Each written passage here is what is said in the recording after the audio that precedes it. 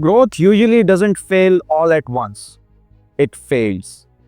Something works, momentum builds, and then quietly it stops behaving the way it used to. Not because the effort disappeared, not because you forgot how to do your job, but because most growth systems were never designed to be predictable. This video explains why. Here's the part that confuses most professionals. When growth slows down, the instinct is to push harder.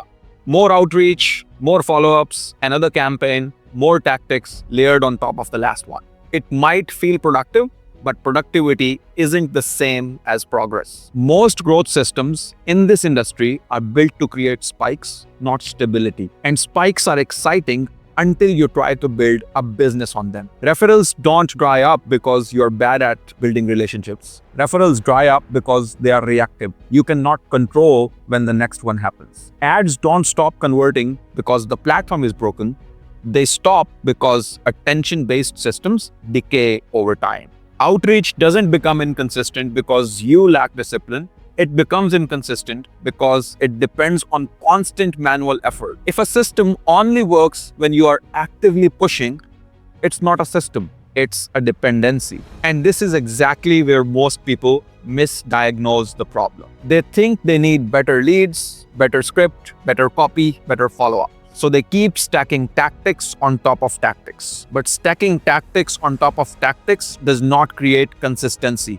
It creates exhaustion. The real issue isn't lead generation. The real issue is how trust is formed today. Buyers don't trust quickly anymore. They've seen the ads, they've spoken to multiple professionals, and they've compared options before they ever respond. So when you try to pull someone into a conversation too early, you're not seen as confident, you are seen as interchangeable. And that's the shift most people miss. The market has moved away from persuasion-first systems. They are being replaced by education-first systems. The professionals doing well right now aren't louder, they aren't more aggressive, they are controlling context. They are letting people arrive at conversations informed, prepared, and intentional, not curious, defensive, or skeptical. And that is why we don't start with selling. We don't start with retainers. We don't start with long-term commitment. And we don't start with, let me tell you what we do.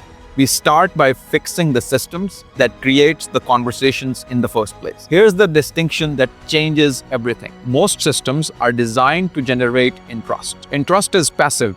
Interest scrolls. Interest clicks. We design systems that surface intent. Intent books time. Intent asks proper questions. Intent is already thinking about decisions. The difference alone explains why some conversations never go anywhere and the others feel effortless. This is where AI comes in, not the way it's usually talked about. AI isn't here to replace professionals, and it doesn't magically create trust. What it does is that it removes noise. It creates structure that brings clarity before a conversation ever happens. It reveals what someone is actually dealing with, how serious they are, and whether they are ready to act. Not through pressure, through process. And when that happens, the conversation changes. You are no longer convincing someone that they have a problem, you're no longer defending your value, and you are no longer competing with 5 other options. The question shifts from, tell me what you do, to, does this solve my situation? That shift is the difference between chasing opportunities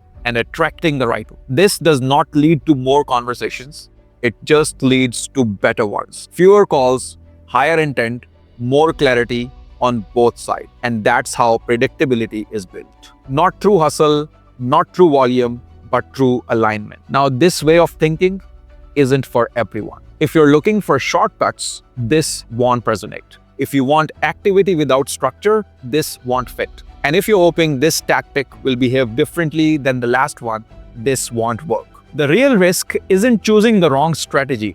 It's staying in a system you already understand and calling it normal because it's familiar.